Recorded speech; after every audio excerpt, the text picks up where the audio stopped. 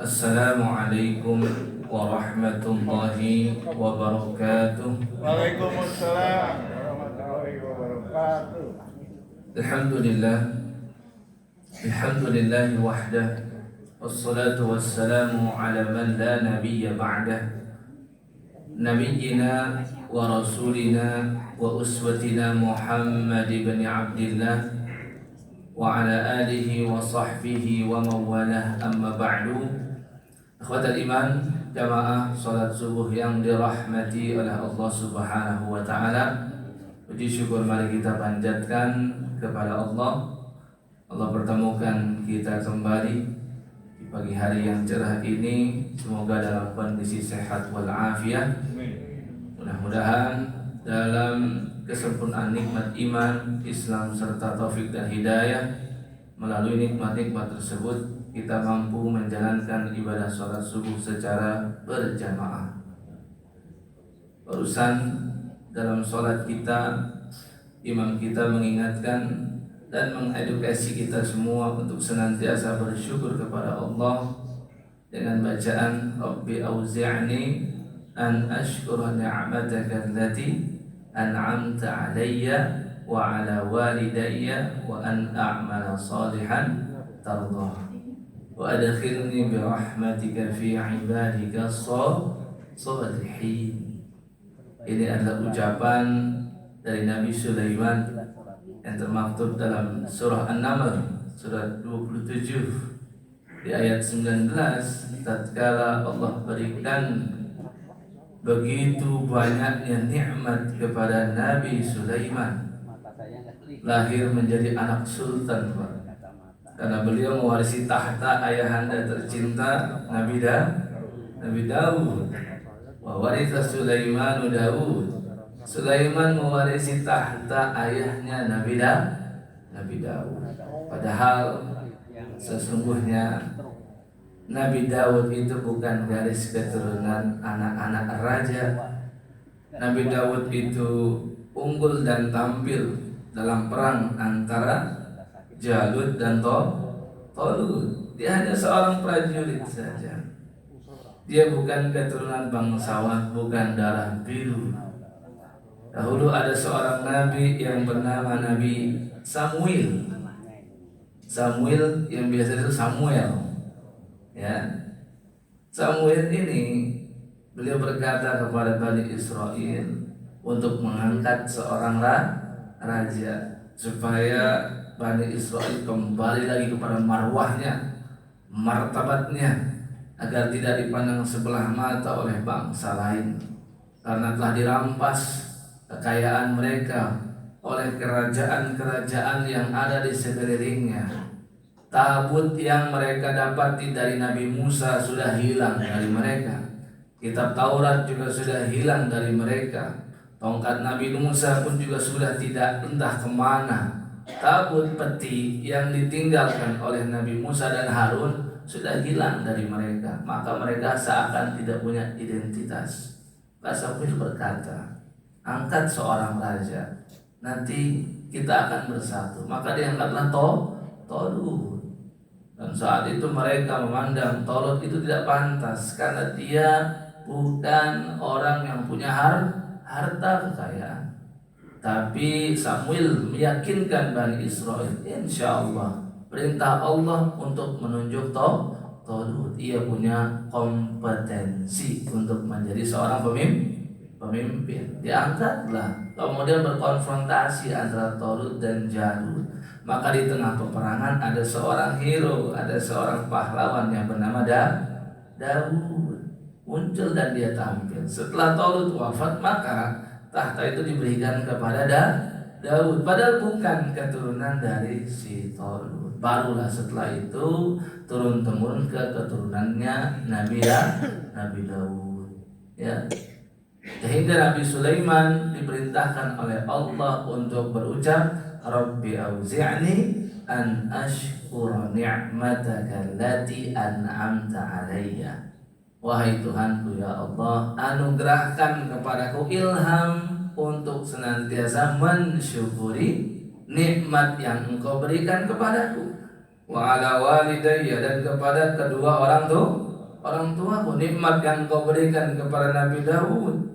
Kemudian wa an a'mala sholihan tardha, anugerahkan aku ilham untuk mensyukuri atas amal soleh yang ku kerjakan, yang sesuai dengan yang engkau ridhoi. Sesungguhnya sholat yang tadi kita lakukan tidak akan pernah mampu kita kerjakan sempurna kecuali karena Allah berikan taufik dan hidayah.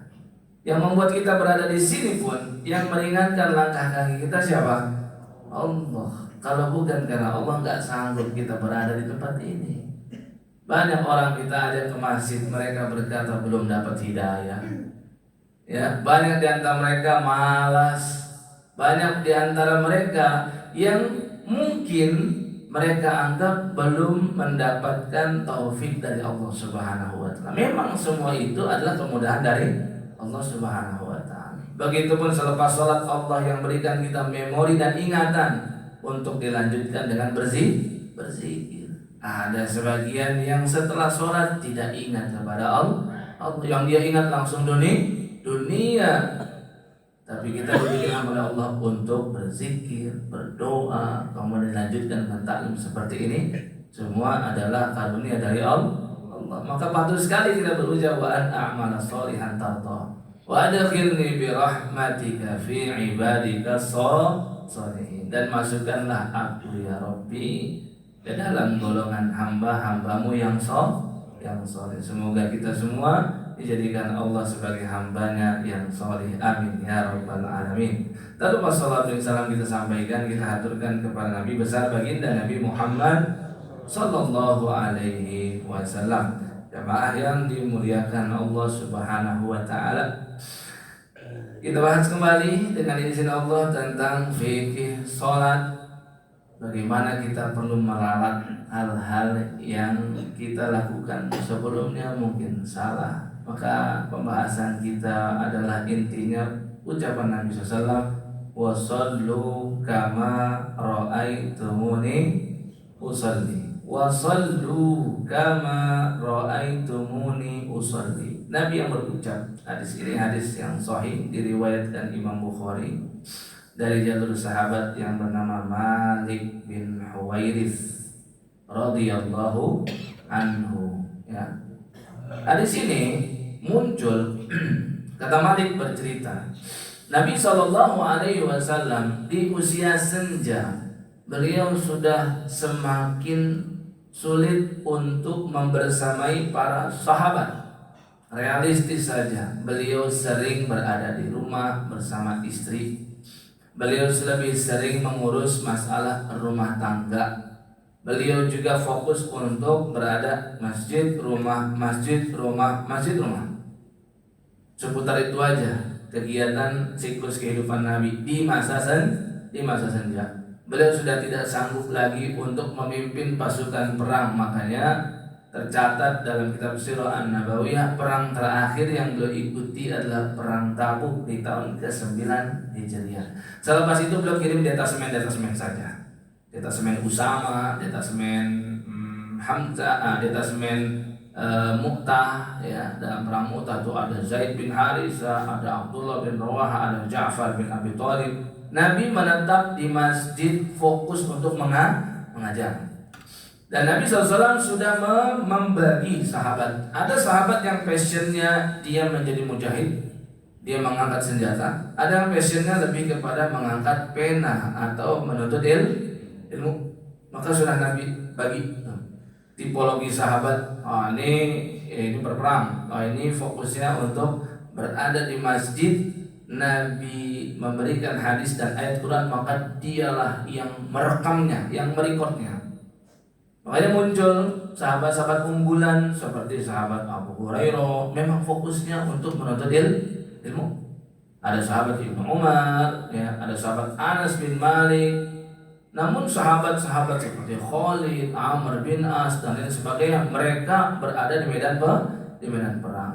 Kata Malik bin Huwairits, saat itulah Nabi SAW merasa perlu agar sahabat itu memperhatikan gerak-gerik beliau secara detail dalam sholat, Sehingga muncullah ucapan beliau, sabda beliau yang sahih, wasallu kama ra'aitumuni usolli, yang maknanya dan sholatlah kalian sebagaimana kalian menyaksikan aku sholat.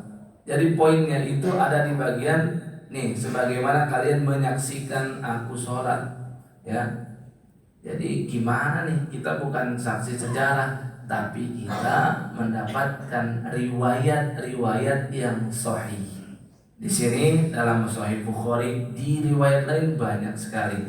Sumber kajian kita ini ada di Kutubut Tis'ah, kitab-kitab hadis yang 9. Ya, Bumu datir nama Bukhari, Muslim, Dawud atau Abu Dawud, Sunan Abu Dawud, Tirmizi, datir nama Nasai dan Ibnu Majah. Itu yang 6.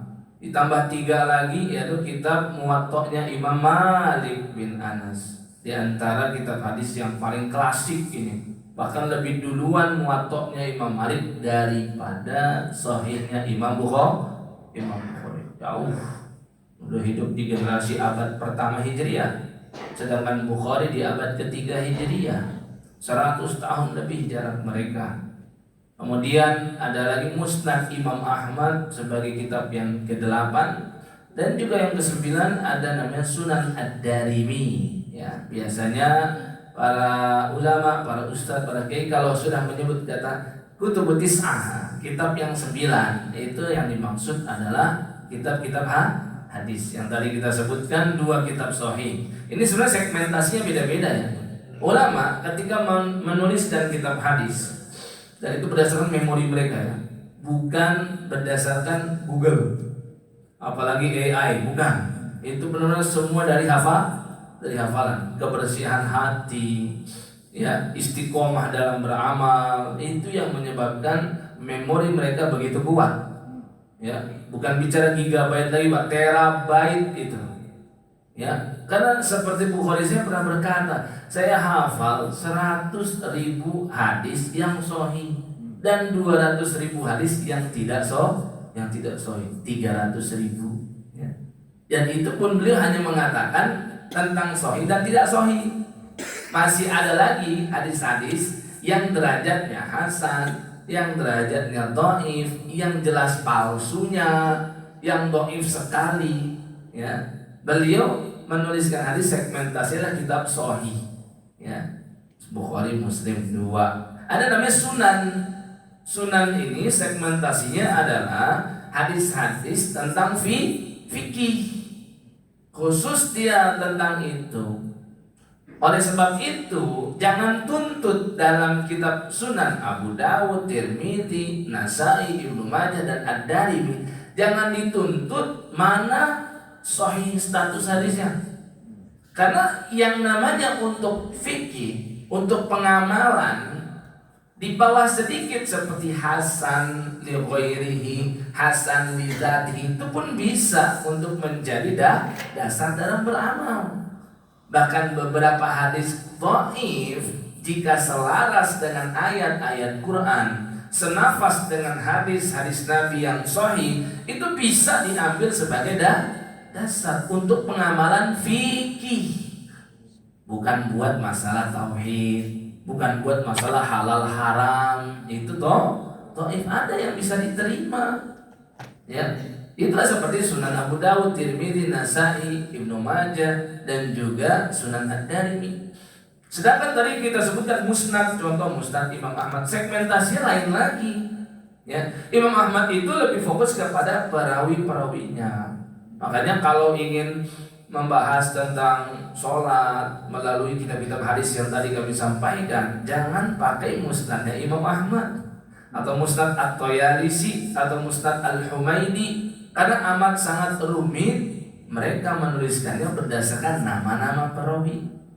Misal ya, bab pertama, bab hadis-hadis yang diriwayatkan oleh 10 sahabat yang dijamin masuk surga. Sebabnya hadisnya Abu Bakar. Udah, berarti semua hadis yang Abu Bakar dengar dari Nabi atau Abu Bakar deskripsikan perbuatan Nabi, itu semua hadisnya. Dan itu bercampur, ada masalah tauhid, masalah akidah, masalah kisah, masalah fikih, masalah sholat, bermacam-macam. Sulit kita kalau mengambil dari sana.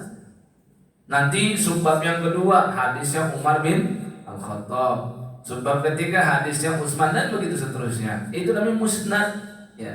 Nah, semua ini yang tadi kami sebutkan adalah referensi utama tatkala seseorang ingin mempelajari syariat Islam, ya, di antara fikih sholat. Sehingga di pembahasan kita jangan selalu menuntut mana hadis Bukhari Muslimnya. Akan ada kita temukan dalam Sunan Abu Dawud, Tirmidzi, Musnad Imam Ahmad, dan lain sebagainya. Karena kita sedang membahas fikih sholat, lebih luas dia. Nah, kemudian yang ingin kami sampaikan juga peringatan dari Rasulullah SAW, ya, hadis sahih ini yang disampaikan oleh Abu Hurairah. Abu Hurairah menyampaikan Rasulullah SAW itu pernah bercerita tentang seseorang, inna rajula, sesungguhnya ada seseorang, la yusalli sittina sanatan, sittina sanatan, wa ma tuqbalu lahu salatun, dan tidak ada satu salat pun yang diterima. Ada seseorang salat selama 60 tahun dan tidak ada satu pun salatnya yang diterima. Disinilah yang menyebabkan kita harus dan wajib mempelajari fikih salat supaya sholat kita diterima. Ya. Ada lagi Nabi SAW menyampaikan, ya ma'syaral muslimin, la sholata liman la yuqimu sulbahu fi ruku'i was sujud.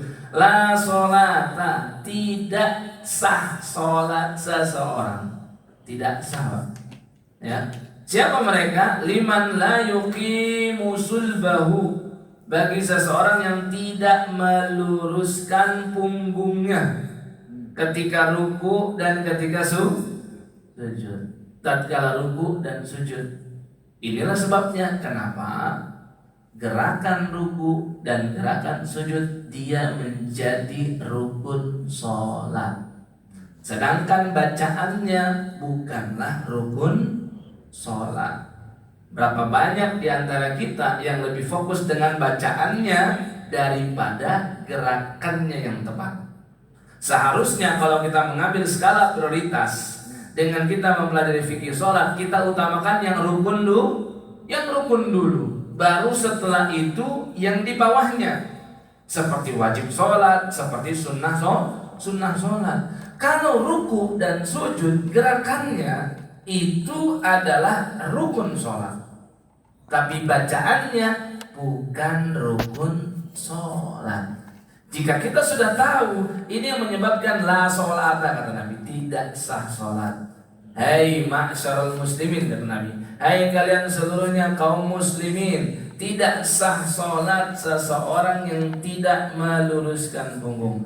Sehingga kalau ruku seseorang punggungnya tidak lurus, dia belum dianggap ruku, belum sah rukunya. Dan kalau sujudnya tidak lurus punggungnya, dia belum dikatakan sudah sujud, belum. Ya, sehingga kalau belum sujud dan belum ruku, berarti ada yang hilang kan rukun sholat. Jika rukun sholat hilang, itulah yang menyebabkan seseorang tidak diterima sholatnya. Sehingga tadi ada yang kasus sampai 60 tahun, 108.000 kali sholat. Kalau hitungannya cuma 5 waktu, sudah kita coba kalkulasi tuh Pak, ya, 5 kali 1 bulan 30 hari 150, kalikan 12 tuh, kalikan lagi 60, totalnya 108.000 kali sholat, dan gak ada yang diterima gara-gara diantaranya ini nih, tidak lurus punggungnya ketika ruku dan ketika sujud. Jamaah yang Allah Subhanahu wa taala. Ada yang perlu kita perhatikan. Yang pertama, dalam sholat itu ada arba'atu hayat dan sittatu azkar. Ini arba'un itu 4 gerakan dan 6 zikir. 6 tambah 4 berapa? 10. Yang 4 itu ini nih, al-qiyam, ar-ruku, al-qu'ud, as-sujud. Al-qiyam itu berdiri. Ar-ruku itu ruku kita sebut. Kemudian ada sujud, kemudian ada duduk. Banyak para ulama mengklaim yang membedakan kita dengan umat terdahulu di bagian qu'ud ini, duduk. Karena umat-umat terdahulu sholat mereka itu ada berdiri, jelas dalilnya, ada ruku dan ada sujud. Ya, misalkan dalam Quran surah ketiga surat Ali Imran ayat 39 Allah berfirman, ya, fanadatul malaikatu wa huwa qa'imun yusalli fil mihrab. Nabi Zakaria dipanggil oleh malaikat dalam kondisi berdiri dan dia sedang berarti berdiri itu ada. Ya. Maju ke ayat berikutnya Quran surah misalkan yang ketiga tadi sama Ali Imran ayat 43 tentang ruku dan tentang sujud, yaitu ibunda Maryam. Allah berfirman, ya Maryamu qanuti li rabbiki wasjudi warka'i ma'ar raki'in. Hai Maryam, tunduklah kamu dan taatlah kepada Allah. Kemudian sujud dan rukuklah kamu bersama orang-orang yang ruku. Ya. Jadi di sini menjelaskan ada yang namanya gerakan berdiri, ada yang namanya gerakan sujud, dan ada yang namanya gerakan ruku. Ya, baik ruku maupun sujud sama dalilnya. Tapi kalau qu'ud ini tidak ada, hanya ada di syariat Nabi Muhammad. Makanya yang paling sempurna itu adalah sholat kita. Dan inilah rahasianya kenapa kita sholat sehari 5 kali saja, menyamai sholat umat terdahulu yang di antara mereka pernah mendapat kewajiban 50 kali sehari semalam. Contoh Nabi Musa pernah diuji oleh Allah. Diuji oleh Allah sehari 50. Dari mana kita tahu bukti ini? Dari hadis Nabi tentang peristiwa Isra dan Isra. Hadisnya banyak banget jalurnya. Jalur sahabat Abu Bakar ada, sahabat Ibnu Umar ada, sahabat banyak.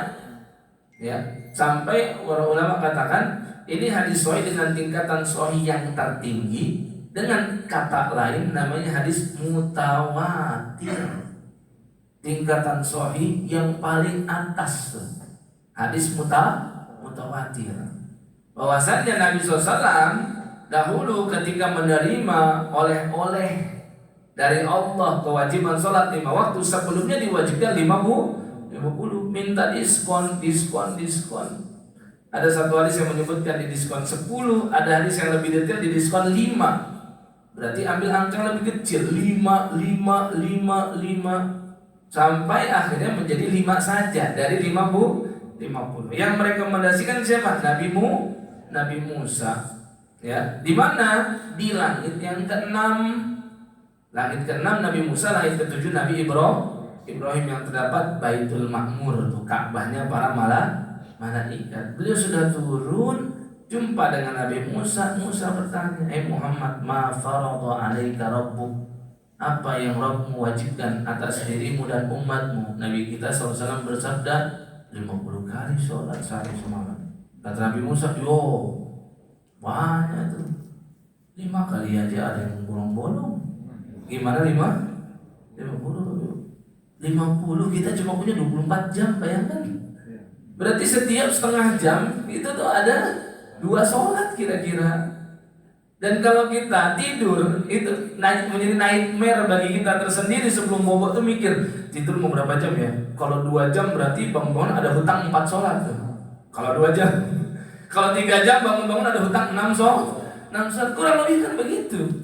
Ya, 24 jam setiap setengah jam tuh harus sholat kita. Bayangkan betapa beratnya ini. Sehingga akhirnya dikurang tinggal 5 kali sholat. Kenapa bisa menyamai 50 kali sholat? Di antaranya karena ini kita paling sempurna. Ada tambahan qu'ud, duduk antara 2 sujud, duduk tasyahud awal, duduk tasyahud Ini yang tidak kami temukan riwayat sholat umat terdahulu.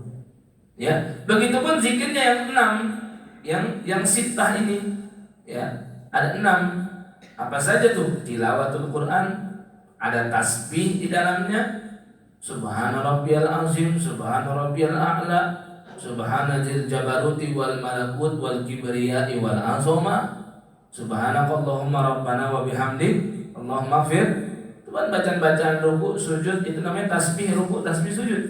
Ada walhamdu, maksudnya apa? Tahmid. Rabbana lakal hamdu. Ya.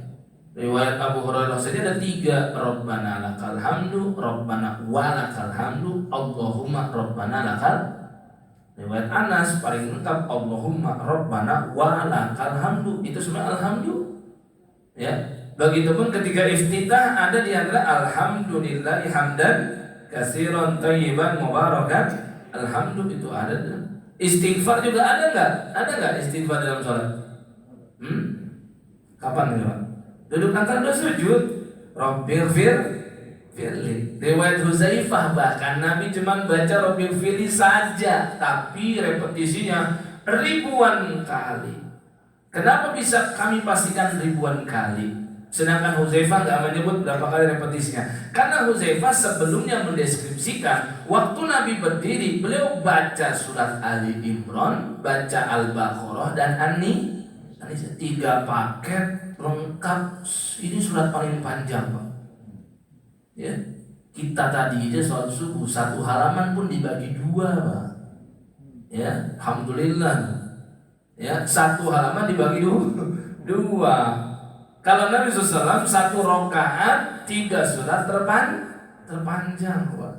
Dengan urutannya Al-Baqarah dulu, loncat ke An-Nisa, baru 1 Ali Imran. Terus mana di bagian yang memastikan Nabi kita ketika duduk antara 2 sujud yang membaca Rabbighfirli saja itu sampai ribuan kali? Karena Huzaifah bilang saat itu duduknya durasi panjangnya hampir sama dengan sujudnya, dan sujudnya hampir sama dengan iktidalnya, dan iktidalnya hampir sama dengan rukuknya, dan rukuknya hampir sama dengan berdirinya. La haula wala quwwata illa. Memang betul kan tiada daya kecuali dengan pertolongan siapa? Allah. Ya. Nabi SAW. Jadi Rabbighfirli berapa kali? Ribuan kali. Istighfar itu isinya.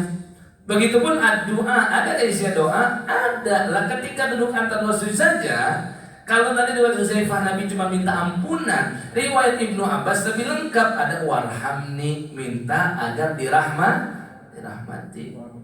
Ya, wajiburni, minta ditutupi.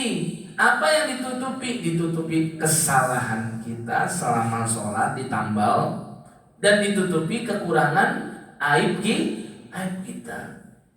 Warzuqni, kita minta rezeki. Itu kan semua doa. Ya. Kemudian apa lagi? Ada wassalatu ala nabiyil mukhtar, ada sholawat kepada Rasulullah SAW dalam tahiyat akhir. Dan bahkan sholawat ini disepakati ulama rukun sholat untuk tahiyat akhir, bukan untuk tahiyat awal. Yang menjadi rukun itu yang di tahiyat akhir, sehingga sholat kita nggak sah sampai kita sanjung dan sebut nama Nabi kita Muhammad Sallallahu Alaihi Wasallam. Ya, setelah kita tahu ini, langsung kita jabarkan saja. Kira-kira unsur sholat itu yang pertama syarat sholat, yang kedua rukun sholat. Kenapa syarat dulu kita utamakan? Karena syarat ini biasanya setelah kita cek dan kita amati, dia bukan bagian dari sholatnya itu sendiri. Dia di luar perkara eksternal. Cuman dia menjadi penentu apakah sholat itu sah ataukah sholat itu tidak sah, dan menjadi penentu apakah seseorang sudah masuk kriteria dia wajib mengerjakan sholat atau dia belum wajib. Makanya dari syarat ini terbagi 2, ada syarat sah, ada syarat wajib. Ini pertama. Sehingga syarat ini ya bagaimana kita prepare sebelum sholat. Makanya perkara eksternal jadi utamakan. Sisanya semuanya bagian daripada sholat. Sehingga unsur sholat itu terbagi 2 dulu secara umum. Ada yang bagian dari sholat, ada yang di luar sholat. Yang di luar sholat itu adalah syarat sholat. Syarat sholat terbagi 2 lagi, syarat sah dan syarat wajib. Yang menjadi bagian sholat seperti rukun sholat, kemudian wajib sholat, kemudian sunnah sholat, kemudian ada lagi apa?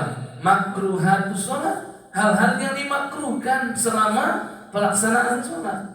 Bahkan ada yang kelima, mubtilatus sholat, hal-hal yang bisa membatalkan sholat.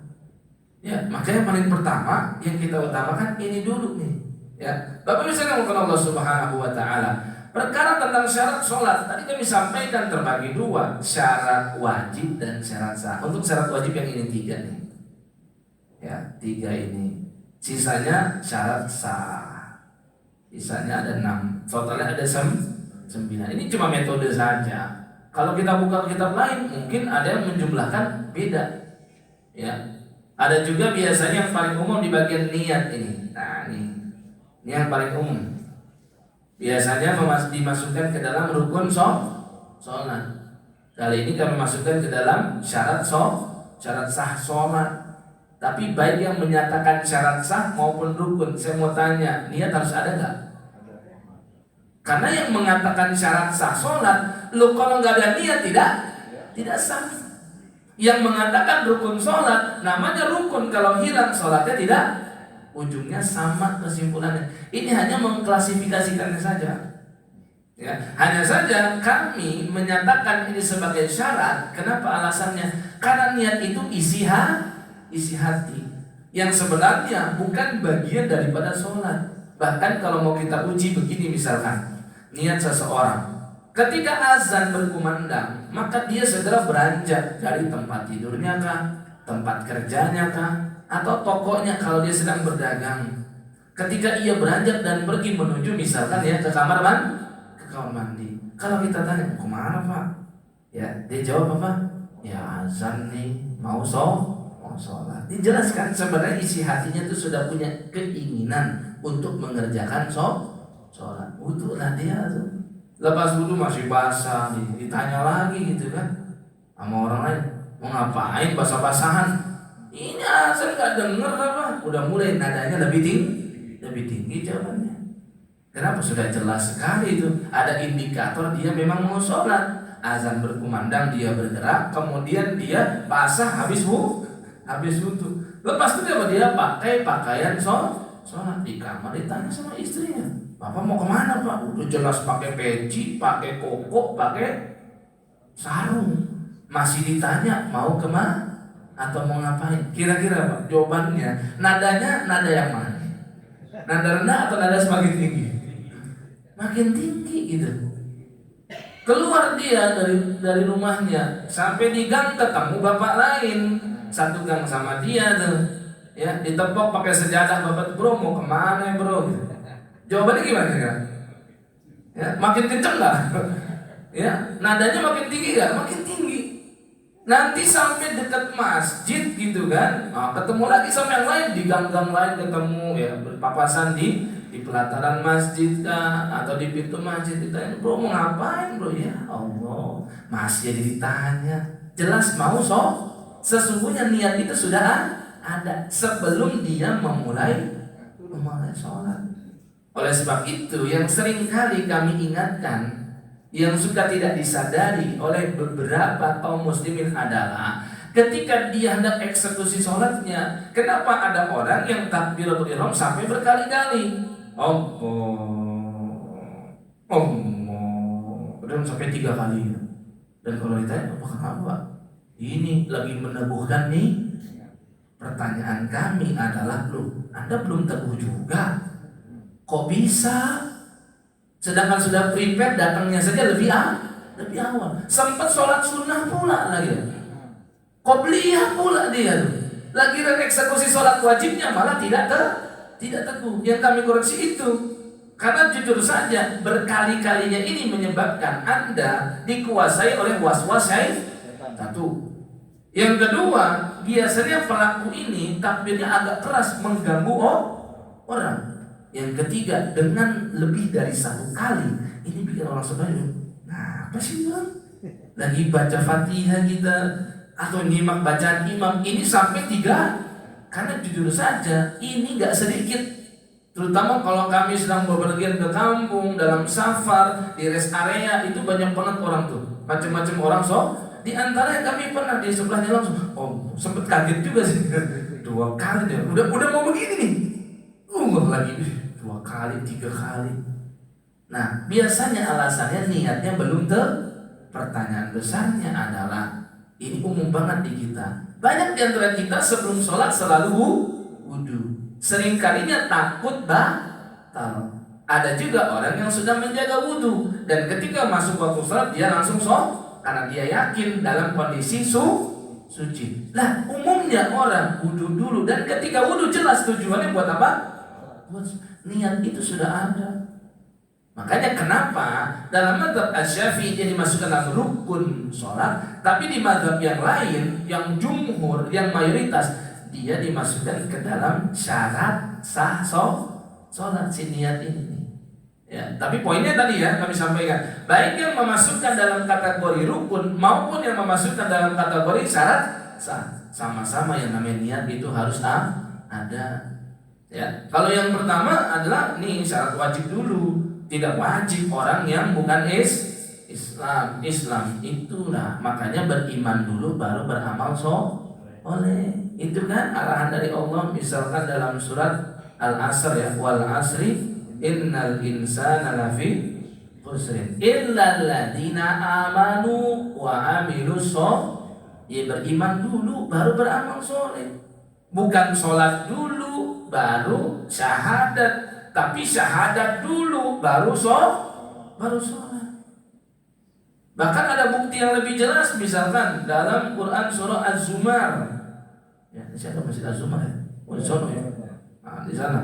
Surat 39 ayat 65 misalkan. Walaqad uhiya ilaika wa ilal ladzina min qablika la in asyrakta la yahbatanna amaluk.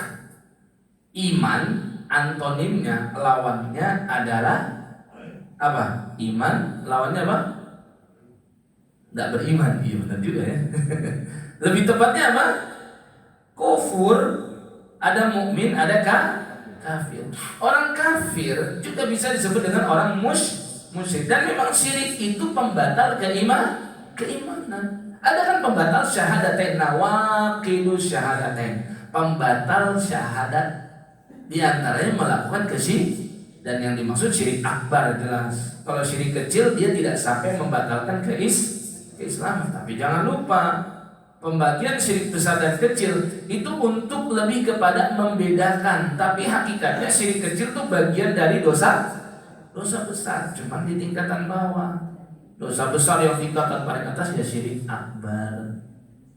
Makanya Allah berfirman tadi di surat Az-Zumar ayat 65, sungguh telah kami wahyukan kepadamu dan para nabi sebelummu wahai Muhammad, la in asyrakta, jika kamu melakukan kesyirikan, la yahbatanna amalu, maka amal-amalmu seluruhnya sia-sia.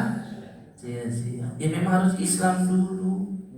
Makanya kalau misalkan ada non muslim ingin ikut sholat, sebelum kita biarkan, izinkan. Dia mana tahu dengan lewat dia sholat dia tergugah ingin masuk Islam. Karena jujur saja banyak loh orang di luar sana yang ikut kelas yoga, yang ikut kelas senam, yang ikut kelas macam-macam tuh. Dan ketika dia merasakan sholat, dia bilang kok mirip ya sama gerakan senam. Oh kok ketika rukuk ini makin lama dan sujud makin lama, kok kayaknya syarat kejepit saya jadi mendingan ya. Mirip kayak waktu terapi saya gimana. Banyak orang yang berkomentar demikian. Ya karena memang gerakan itu ternyata bukan cuma nilainya pahala, ada benefit yang kita dapat di dunia. Memang makin sehat.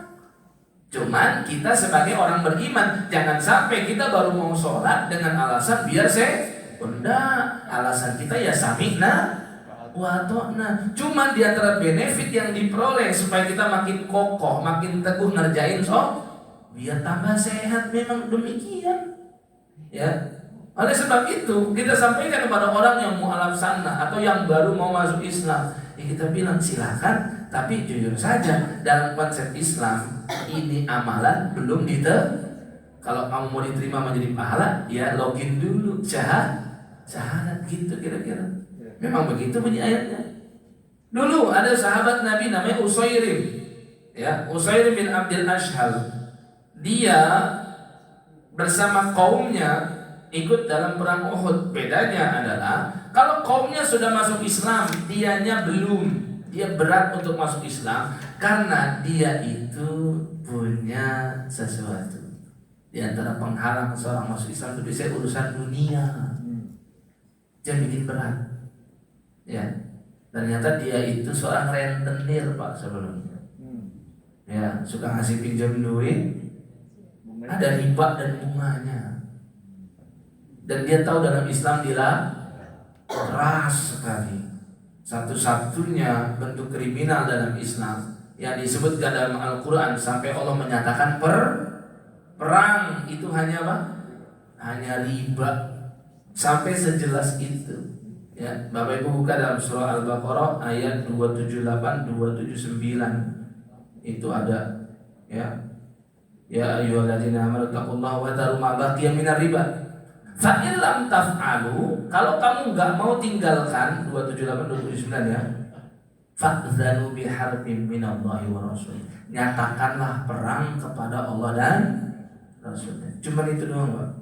Enggak ada kami temukan ancamannya sampai sedahsyat ini riba tuh. Dan instrumen riba banyak banget di zaman sekarang. Maka Nabi sampaikan nanti akhir zaman nih, zaman-zaman kita nih Pak. Akhir zaman itu, kalau seseorang bisa lepas dari ribanya minimal kena debu-debu ribanya. Di mana-mana diribain. Ya, baru masa utang piutang, kami pernah itu Pak. Waktu itu belum nikah, lagi nyari jodoh Pak. Ya, udah lupa tahun berapa ya. Pernikahan saya udah 15. Berarti ya pokoknya udah 15 tahunan lalu datang ke Pandeglang. Waktu itu calon di sana anak kiai. Ya, dia qadarullah nggak jodoh gitu.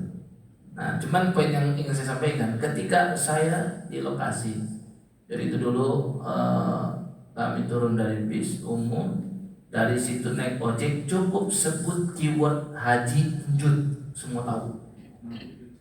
Ya, luar biasa Pak Haji Njut ini luar biasa. Begitu populer dan dikenalnya, cukup sebut nama beliau sama tukang ojek tahu di mana lokasinya.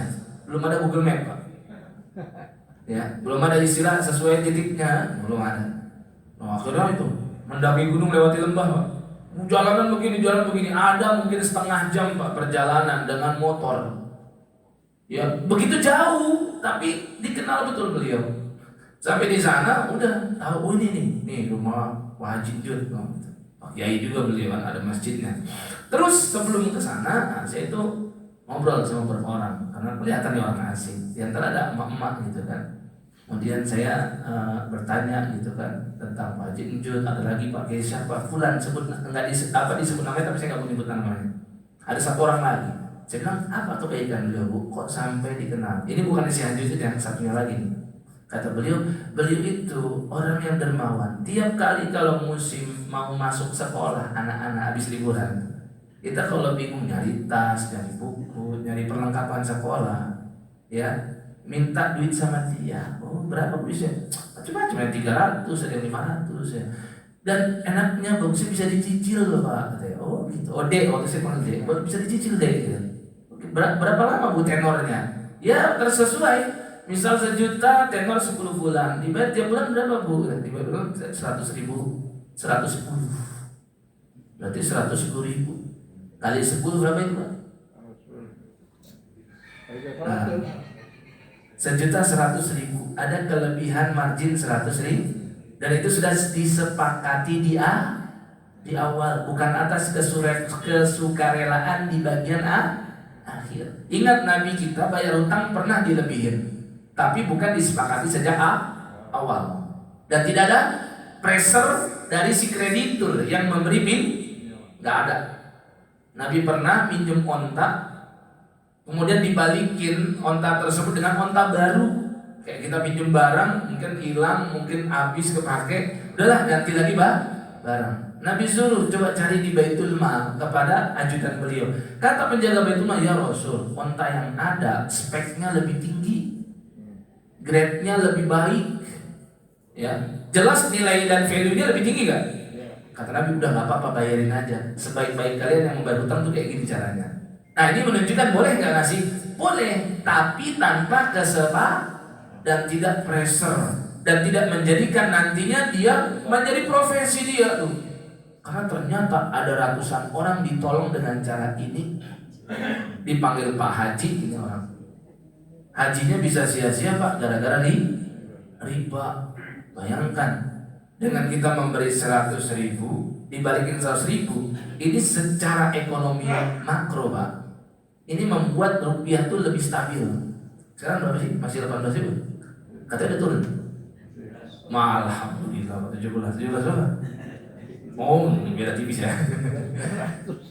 Kenapa demikian? Karena ketika kita nyuruh dia bayar 100 menjadi 110.000, secara nggak langsung kita maksa BI untuk mencetak uang baru 10.000. Jelas ya? Ini gambaran kasar saja nih, logika sederhana saja.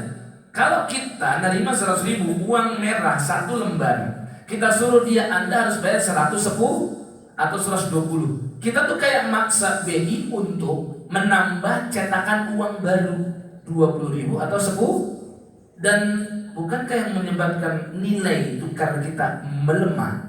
Di antara gampang banget nyetak jadi udah gak ada nilainya. Bayangkan ini 1 orang, bagaimana 2 orang, 3 orang, 1 RT berapa puluh orang, 2 RT, 1 RW berapa ratus. Bayangkan jika 1 kelurahan, itu kan bahayanya riba, merusak ekonomi itu. Ya. Oleh sebab itu ada sahabat Nabi dulu berat untuk masuk Islam gara-gara nggak bisa meninggalkan praktek ini.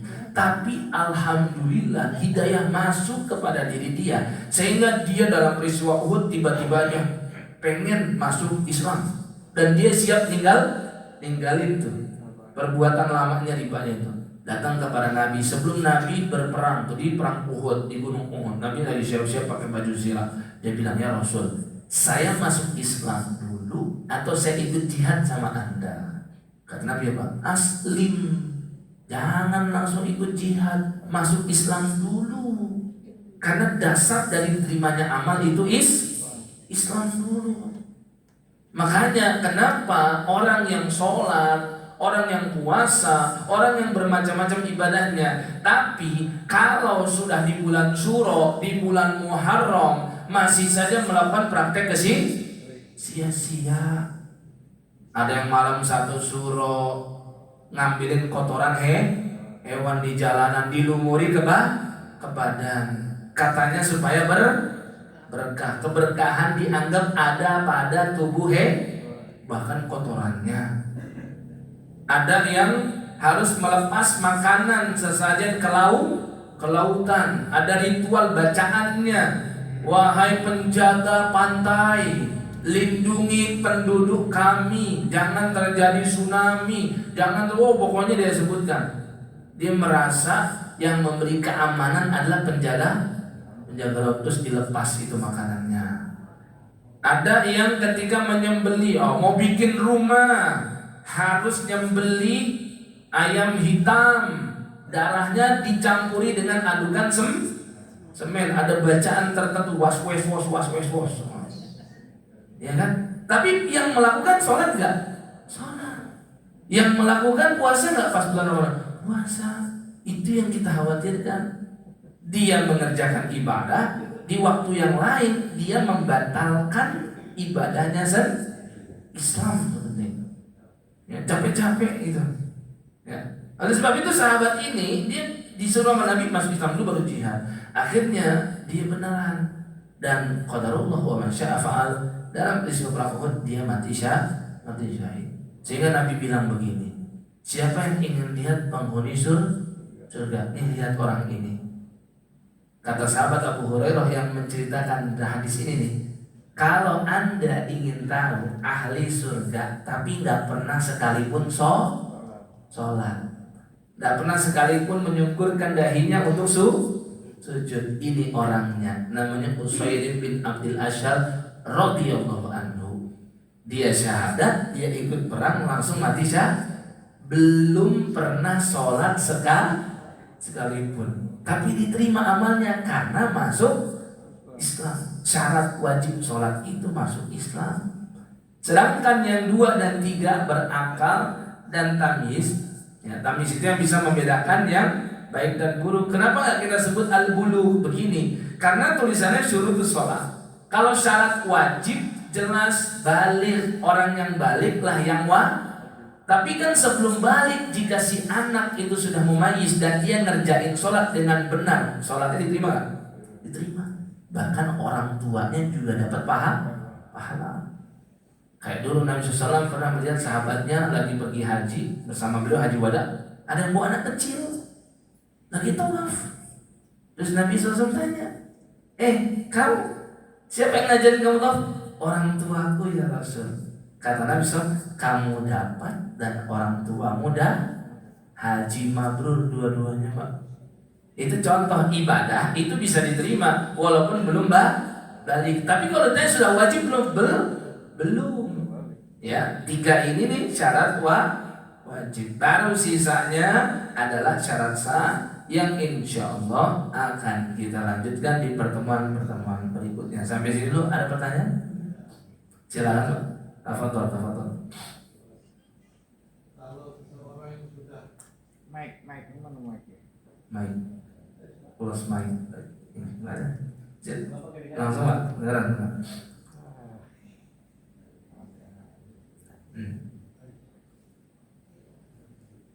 ini Pak, seandainya Ustaz, orang sudah biasa sholat, kemudian saya ada ujur, maksudnya sudah masuk waktu ujur, atau dia kena stroke, dia nggak bisa normal sholatnya, apakah itu menggugurkan ibadah?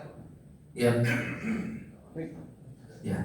Jadi jamaah yang Allah Subhanahu wa taala, di 2 syarat wajib yang terakhir tadi kami sampaikan, berakal dan tamyiz. Itu ada istilah namanya rufi al-qalam. Diangkat pena, maksudnya diangkat beban syariat. Ya. Kalau kita baca di ayat terakhir surah Al-Baqarah itu ya 286. La yukallifullahu nafsan illa wus'aha. Nah, itu tentang taklif namanya. Bahwasannya taklif ini yang disebut dengan al-qalam itu akan hilang bebannya. Menurut hadis Nabi ada 3 golongan. Yang pertama anis sobi hatta yahtarim. Anak-anak bocil sampai dia mimpi basah, itu yang tadi kita sebut dengan balil. Yang kedua anin naim hatta yastaikir. Orang yang sedang tidur sampai dia bangun. Yang ketiga adalah anil majnun hatta yufiq. Ya, beban syariat itu diangkat kepada orang maka berakal kan, ODGJ enggak sholat. Sehingga apa yang ditanyakan, ada uzur karena sakit, karena tua. Sepanjang akal itu masih ada, kewajiban sholat tetap ada. Tinggal bagaimana teknisnya, kan itu pertanyaan lanjutannya. Uzur sholat perlu dilihat nih, uzur sholat. Kalau tadi sampai ODGJ yang nggak wajib dia. Ya, kita yang ODGJ tuh nyuruh orang ODGJ sholat. Kita yang diketawain sama dia. Gitu. Ya, ada masjid ya di daerah Malaka sana, Malaka Country. Nah, itu ada kalau sholat itu orangnya itu kadang gila, kadang sadar. Nah, pas lagi rada-rada itu dia suka nyebut-nyebut kalau lagi kita sholat di tengah sholat, Ustaz Mukhtar, Ustaz Mukhtar itu ininya imamnya, dia nyebut-nyebut. Terus nanti orang lagi sholat ditepok sama dia. Itu kalau orangnya latahan, woi dibalas lagi tuh, bisa batal sholat orang tuh. Makanya kan kenapa kita bahas juga mau betilat sholat, pembatal sholat, diantaranya mengucap selain bacaan. Kalau ditanya kenapa, ya jadi batal sholat kita, ya kan? Jadi orang gitu, kadang-kadang dia sampai ke jamaah wanita gini-gini ngegerak-gerakin hijab gitu kan. Memang, tapi orang di situ sudah paham. Nah itu kalau kita nyuruh maksain dia sholat yang benar, kita yang diketawain sama dia. Ya, itu ada DJ. Ini diantara uzur yang menyebabkan dia nggak lagi wajib sholat. Tapi apa yang ditanya? Sekedar lansia, sekedar pengakuran, kesehatan lah intinya. Maka kita kembalikan kepada hadis Nabi yang berbicara tentang itu. Ada hadis sahabat namanya Imran bin Husain. Ya, dia itu punya penyakit apa? Punya penyakit wasir. Nah, tahu wasir itu gimana coba? Aduh. Ya. Nah, dia nggak tahu stadium berapa. Yang jelas dia tanya sama Nabi, ya Rasul, saya ini wasir, kanat bi bawasir. Bagaimana teknis saya sholat ya Rasul? Kata Nabi apa? Soliko iman. Saya nggak tahu lah detailnya kamu stadium berapa. Tapi kalau kamu masih sanggup berdiri, maka tetap berdiri, tetap berdiri tuh. Makanya kenapa di antara rukun sholat adalah berdiri. Tapi apa? Dalam tanda kutip bagi yang mampu. Kembali pada ayat la yukallifullahu nafsan illa wus'aha. Ya, atau Al-Hajj surat 22 ayat 78, wa ma ja'ala 'alaikum fid dini min haraj. Kami tidak menghendaki beribadah itu sulit. Maka diberikan kemudahan. Maka pertama katanya berdiri. Fa in lam tastati fa qa'idan, barulah duduk. Dan duduk ini jamaah sekalian, yang pernah Nabi praktekkan sendiri itu ada dua. Yang pertama duduk benar-benar di atas langit, kayak kita duduk antara dua sujud. Ya, ini hadisnya juga ada. Nabi sedang duduk, sahabat ngejenguk Nabi itu. Jadi Nabi kan walaupun sakit tetap sholat sunnah, masya Allah. Nabi duduk sholat, datang sahabat menjenguk, dipersilakan. Kemudian karena ngeliat Nabi sholat, mereka langsung ikut sholat. Tapi mereka berdiri, langsung Nabi kasih isyarat begini, biar duduk. Baru nanti di akhir Nabi sampaikan, kalau imam itu duduk, kalian sholat duduk wahai makmum. Ya, itu nanti kita bahas lebih lanjut tentang hal ini, bukan bagian. Tapi di sini poinnya adalah Nabi SAW itu pernah sholat duduk langsung di atas langit. Pernah juga Nabi duduk di atas Itulah kenapa yang sedang sakit gak bisa berdiri disesuaikan saja. Duduknya pakai kursi kah? Atau duduknya langsung di lantai? Karena dua-duanya pernah dipraktekkan oleh siapa? Rasulullah. Untuk yang dari contoh dari sahabat Jabir bercerita malam-malam Nabi SAW di atas untaknya, Nabi sholat. Ke arah mana kiblatnya? Kata sahabat Jabir, kemanapun kepala unta itu mengarah. Duduk tuh. Jadi ya terserah, mau duduk begini di bawah lantai atau di atas kursi. Bagusnya sih fas'alu ahlal dzikri in kuntum la tanyakan kepada ahlinya. Ahlinya di sini siapa? Dokter. Konsultasikan kepada beliau. Kira-kira nih dengan pengakuran saya, kecelakaan saya, atau kaki saya yang sudah lemah, atau vertigo saya nih, nah itu kan sampaikan saja apa masalahnya. Kalau saya pas sholat, Pak dokter, duduknya yang mana yang apa menunjang kesehatan atau yang nggak berbahaya buat kesehatan saya. Oh nanti dia bilang, duduk di atas kursi, ya udah kursi. Kalau nanti bapak bilang, tapi saya agak kurang di sini Pak dokter, gimana kalau duduk langsung di lantai? Kata kalau dokter bilang, boleh, ya udah langsung, silakan lakukan. Tapi kalau nggak bisa yang begitu, boleh nggak misalkan kaki selonjoran? Boleh, nggak ada masalah. Itulah dimaksud dengan wa ma ja'ala 'alaikum fid dini min haraj. Ya, tidak dijadikan ibadah itu untuk dipersulit. Kan ada orang yang mungkin harus lurus kakinya, mungkin kemana kakinya? Juga ke arah kiblat. Ingat, kaki ke arah kiblat itu bukan sesuatu yang tabu loh di zaman Rasul. Anehnya di kita kayaknya tabu banget, betul nggak? Ya, dulu Nabi pernah melakukan. Diceritakan oleh sahabat Abdullah bin Az-Zubair, bahkan kaki beliau mirip kayak siapa ada bapak. Kayak bapak tuh, kaki atas, kaki satunya diangkat sedikit gitu tuh. Yang di kita kan nganggapnya kayak kaki santai banget gitu loh.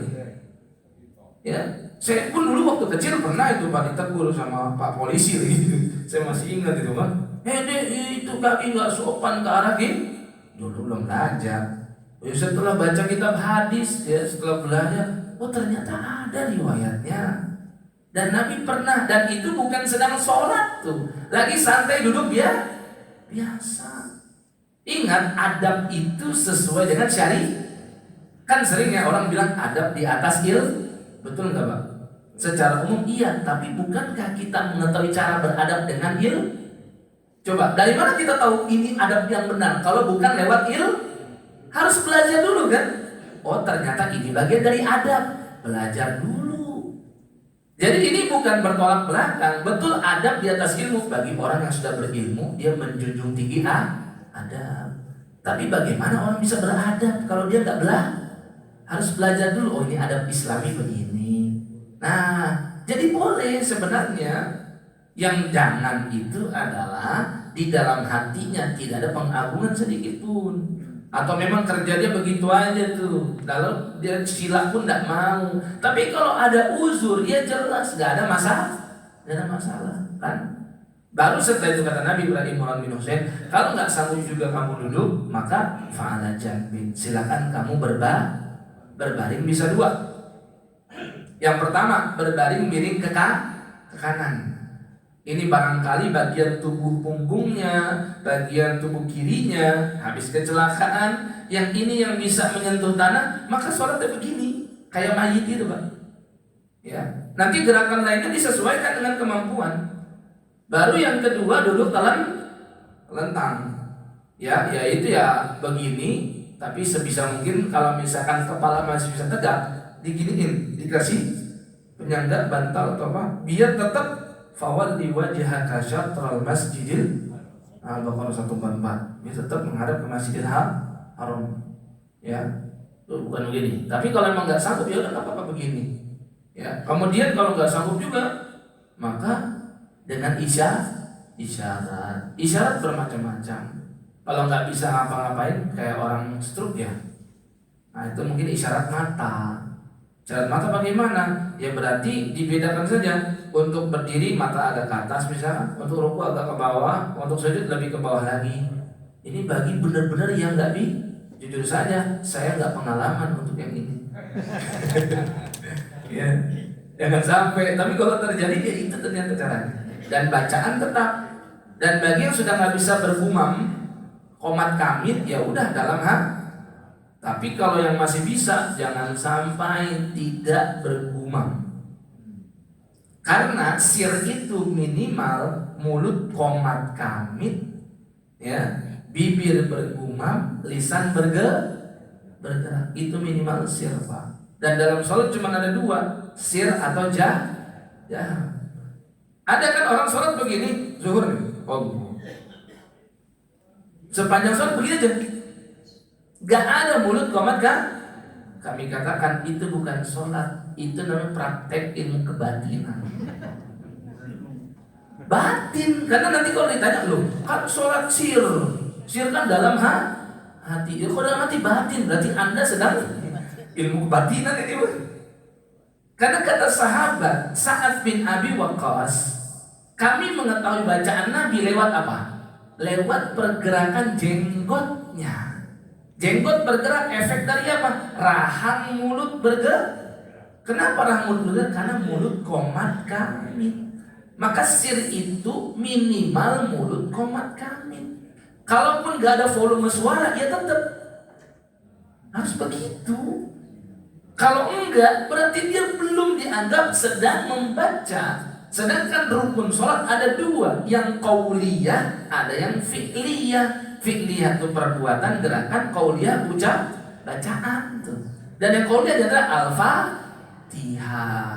Di antaranya sholawat kepada Nabi, tasyahud akhir, takbiratul, itu ucapan takbir Allahu Akbar. Takbiratul ihram bukan angkat tangan, tapi ucapan Allahu Akbar. Lah kalau dia gitu aja nggak ada mulut bergerak, belum takbiratul ihram. Ya berarti. Tapi kalau yang memang stroke tadi nggak sanggup, ya udah sesuaikan kan, la yukallifullahu nafsan illa wus'aha, begitu. Wallahu a'lam bishawab. Ada yang lain? Assalamualaikum. Ya, cukup ya insyaallah ya. Insyaallah kita sarapan ya. Ya, baik Bapak Ibu sekalian, semoga Allah Subhanahu wa taala semoga bermanfaat dan semoga bukan sekedar wawasan namun bisa kita amalkan dalam kehidupan. Insyaallah kita akan lanjutkan di kesempatan berikutnya. Kita akhiri dengan membaca subhanakallahumma wa bihamdika asyhadu an la ilaha illa anta astaghfiruka wa atubu ilaik. Wassalamualaikum warahmatullahi wabarakatuh. Waalaikumsalam warahmatullahi wabarakatuh.